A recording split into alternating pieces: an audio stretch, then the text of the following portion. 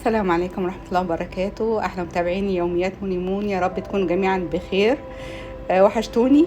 حبيت أخدكم بقى في جولتي النهاردة في مطار أبو ظبي الجديد. مطار الشيخ زايد حلو قوي. يعني تاني مرة أسافر فيه، بس كان عاجبني قوي السوق الحرة. في جميلة جدا، فيها حاجات منتجات، كل الأغراض اللي تحبي بقى تتفرجي عليها وتقضي وقتك في انتظار الطيارة. يعني عادة بنحب نتفرج، اللي بيحب يعمل شوبينج، اللي بيحب يتفرج على الحاجات الجديدة اللي نازلة، الميك اب والبرفيوم وحاجات كتيرة قوي. حبيت افرجكم كده في الجولة بتاعتي دي في المطار. بصراحة ما زهقتش، وكويس ان الحمد لله يعني اخدت الوقت بتاعي وانا بتفرج، ولحقت ميعاد الطيارة براحتي الحمد لله. لان فعلا القعدة الطويلة ممكن تزهق، بس هناك المكان ما يزهقش ابدا. ممكن بقى تقعدوا تتفرجوا، تشتروا حاجة، تشربوا حاجة. شايفين سوا مع بعض كده بقى كل الماركات العالمية بتاعت الميك اب، براندات حلوة قوي. الأسعار بتاعتها في حاجات أنا بظهر لكم الأسعار بتاعتها هناك زي ما احنا شايفين كده. كل حاجة موجودة وبكل الأسعار بكل المستويات، اللي سعرها معقول واللي غالية، وحاجات العناية بالبشرة، الكريمات، كل انواع المكياج. شايفين كل حاجة موجودة بكل ماركتها. انا هسيبكم تتفرجوا شوية كده وانا واخدة الجولة وبصور لكم. طبعا انواع البرفيوم كلها زي ما احنا شايفين، مش عايزة اقول يعني، وتجربوا زي ما انتوا عايزين. الحلو هناك ان الواحد بيقف يجرب يحط ويشوف وكل حاجة، محدش بيقوله انت بتعمل ايه. ففي سلاسة كده وروح حلوة في التعامل، محدش بيكلم حد ولا بيضايق حد ولا اي حاجة، سواء اشتريته او لا. آه، يعني محدش بيقول حاجة، براحتكم خالص وقت الشراء، بس لما بتندهوا لحد انكم انتوا عايزين تشتروا حاجة. طبعا بقى فضلا ليس امرا، ما تنسوش تعملوا لايك وانتوا بتتفرجوا. يعني يا ريت وتقولوا لي رايكم في حاجه عجبتكم وكلمه حلوه منكم كده وتشجعوني، علشان اقدر يعني انزل لكم فيديوهات باي حاجه في اي مكان اروحه، اخدكم وتتفرجوا معايا عليه. شايفين اسعار؟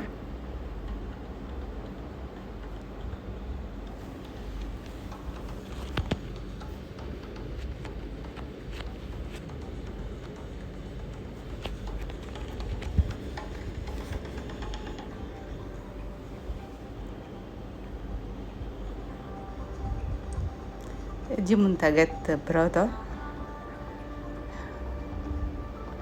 طبعا انا مش هقعد، ما قعدتش اجرب كل البرفيوم ولا الكلام ده كله، بس في حاجات انا بحبها بقيت واقفه اجرب منها واشوفها. وفي بعض حاجات بسيطه اشتريتها.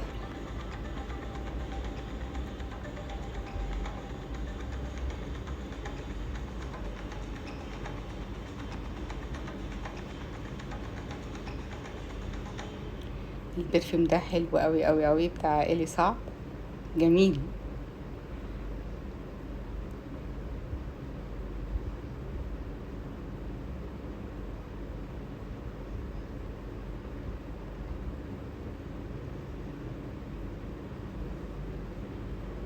إيلين.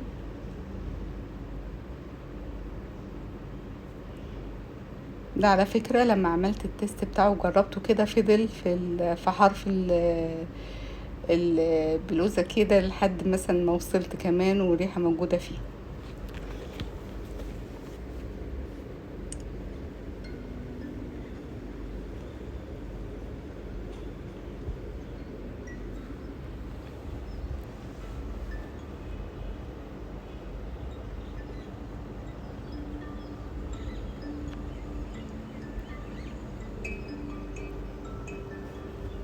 عايزة اقول لكم الواحد وهو بيتمشى في المطار بيكون خلص حاجات الشنط بتاعته وكل حاجة، وخلص كل إجراءات السفر وعنده وقت ينتظر بقى الطيارة. ده أفضل حاجة طبعا، إن احنا ما نروحش في آخر لحظة.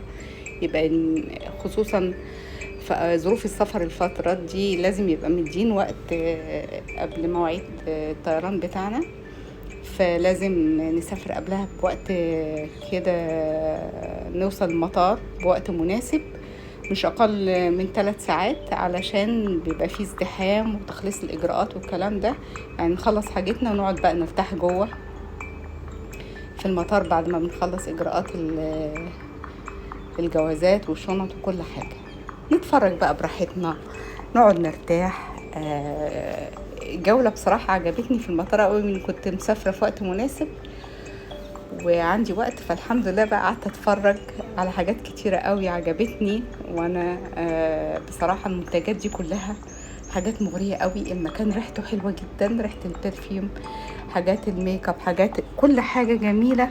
فحبيت افرجكم معايا. شايفين البرفيوم ده سعره كام؟ 1210 درهم. ما شاء الله يعني. حاجات ديور، منتجات ديور طبعا جميلة جدا.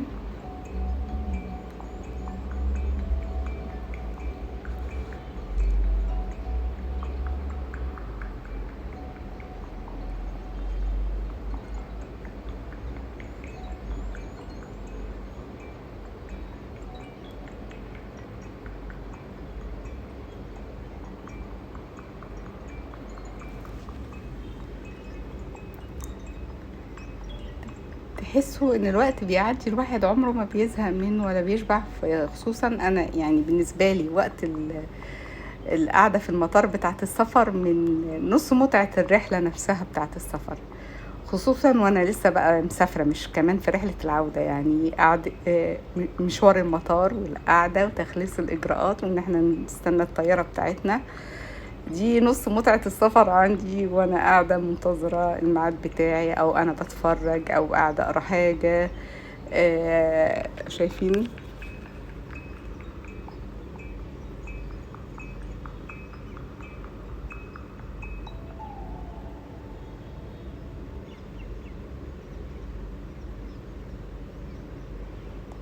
جميع الالوان والانواع وحاجات يعني بصراحة مغرية جدا.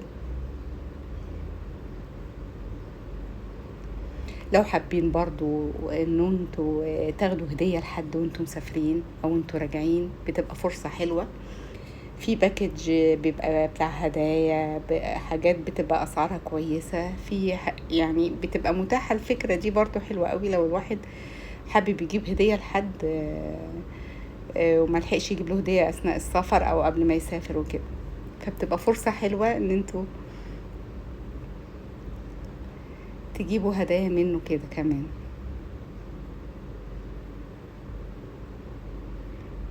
شايفين بقى شاشات العرض والحاجات، حاجات جميلة ومسلية ازاي جدا. لا المطار جميل قوي بصراحة يعني.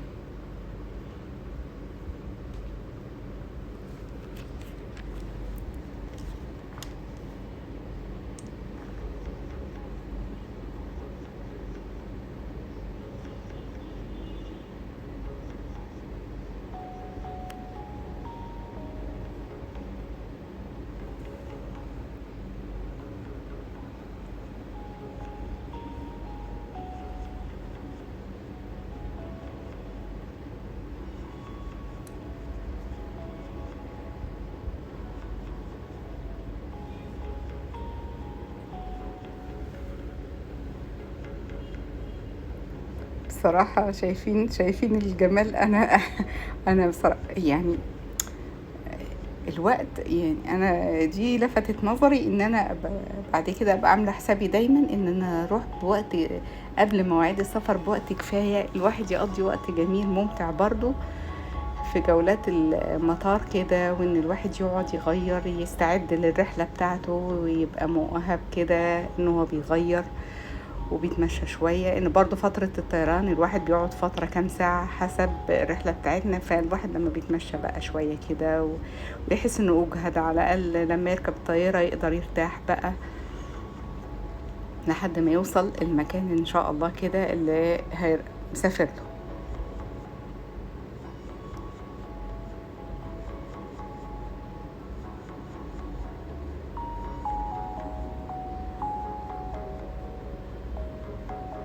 شايفين الوان طلاق الاظافر كده، المانيكير الوان جميلة جدا وجديدة، حاجات صيفي.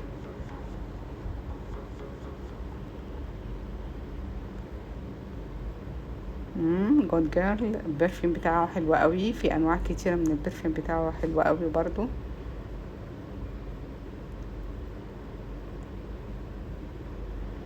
هنا برضو حاجات عناية بالبشرة،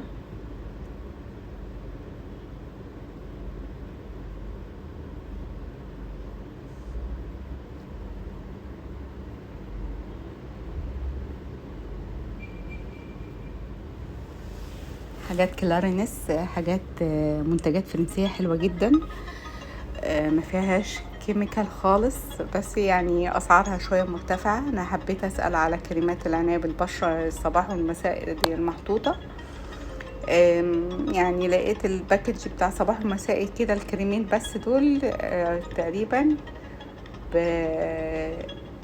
800 يعني لا الواحد ب500، يعني الاتنين مع بعض دخل تقريبا 800 درهم. كلارينز ده الاحمر ده انتي ايجينج وحلو قوي. في كمان للعين، وفي بقى برضو منه حاجات من انواع الميك اب غير العناية بس بالبشرة. شايفين الشاشات المتحركة دي، حاجات مناظر جميلة جدا فيها.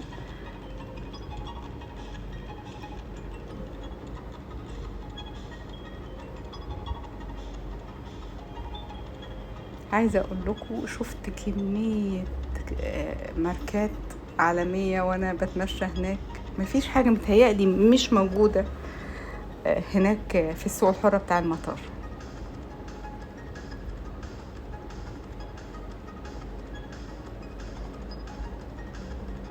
شايفين اليزابيث أردن برضو دي البرفيوم بتاعها والكريمات برضو من الحاجات اللي أسعارها معقولة وحلوة قوي كمان.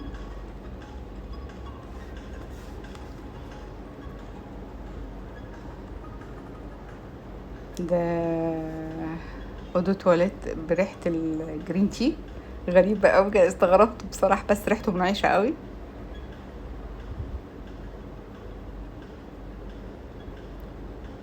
والكريمات بقى بتاعتها والكلام ده كله بالاسعار زي ما بقول لكم كده، اسعارها معقولة بالنسبة للماركات التانية.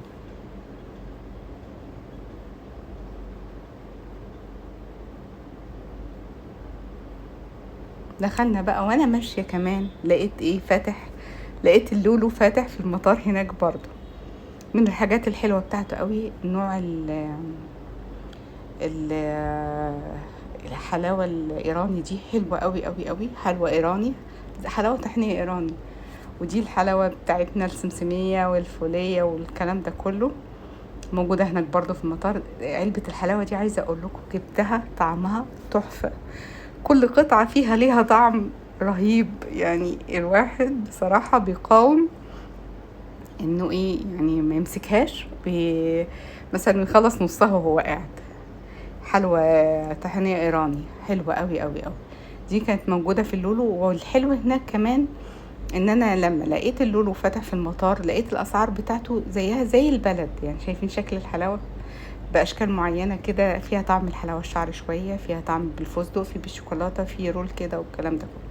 والمنتجات اللي موجودة بقى هناك برضو عسل السدر، البرطمان ده حلو جدا، جبت منه ده نص كيلو، كان تقريبا ب55 درهم. حلو قوي، طعمه جميل قوي قوي قوي بصراحة يعني. وانواع كتيرة بقى من العسل وحاجات كده، فحبيت برضو اصور لكم. وايه تاني، وفي التوابل والبهارات والحاجات دي كلها برضو موجودة هناك.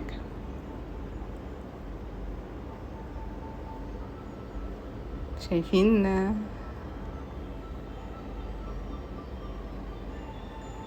حلو عجبني ان هو برضو ما استغلش نقطة ان مثلا في المطار والاسعار مختلفة، لا، نفس الاسعار بتاعته هي الاسعار اللي موجودة في البلد عادي. فكان في حاجات حلوة قوي. لقيت في وقت هو ده اللي بقول لكم عليه، لقيت في وقت شوية طيب نجرب نجيب حاجات كده بسيطة، خصوصا ان اسعارها حلوة والحاجة بتاعته كمان جميلة قوي واسعارها مناسبة. دي بقى المكسرات والحاجات البيكن والكاجو واللوز والفستق وحاجات كده جميلة، طبعا مغرية جدا. وعايزة اقول لكم برضو يعني ما قدرتش اقاوم، جبت حاجات كده منها.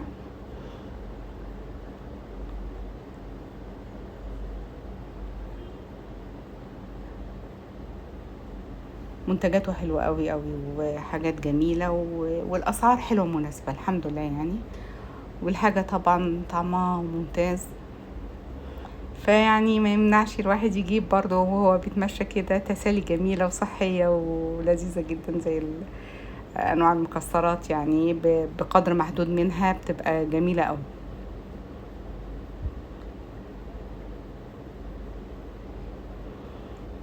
دي الاسعار بتاعتها يعني.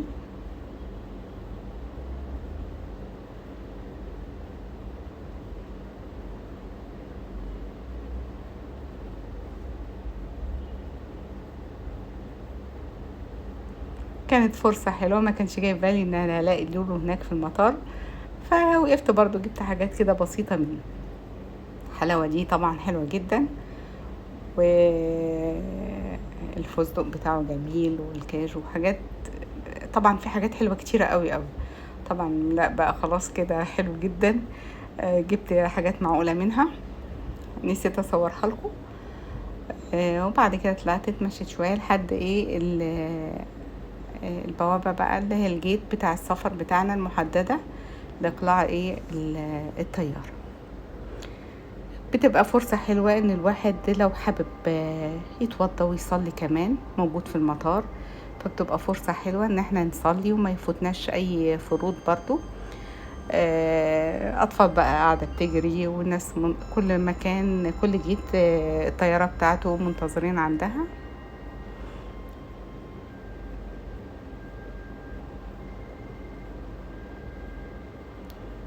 الدنيا منظمة جدا وجميلة بصراحة.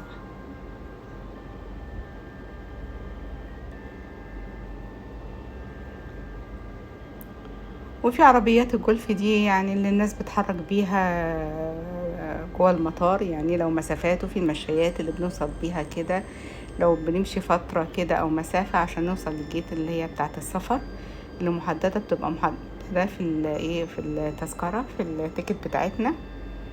شايفين؟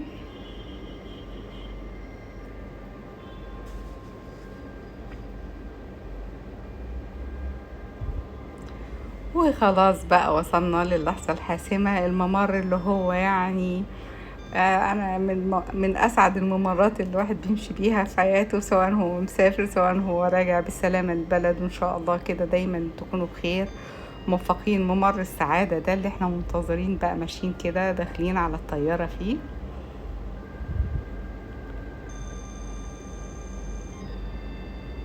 نبقى يعني بتبقى لحظات جميلة حبيت اشارككم معايا فيها. اتمنى ان انتم ما تكونوش زهقتوا في الجولة دي وانا بصور. وخلاص كده كنت مسافرة بالليل، وصلت القاهرة على الصبح. كانت سفرية جميلة ولذيذة وحبيت اشارككم في حاجات كتيرة وانا فيها. صورت بعض المولات وانا هناك، في اماكن صورتها وما نزلتش لسه الفيديو بتاعها. دمتم بخير جميعا، وربنا يسعد اوقاتكم وتقضوا كل اوقاتكم مع حبايبكم في وسط اسركم، وربنا دايما يجعل ايامكم كلها خير وسعادة وهنا. و ما تنسوش تدعموني، ومنتظرة رأيكم وتقولوا لي عايزين ايه تاني في جولات مني. دايما تكونوا بخير. شكرا على وجودكم معايا وانكم شاركتوني في الجولة بتاعتي دي في مطار محمد بن زايد. مع السلامة.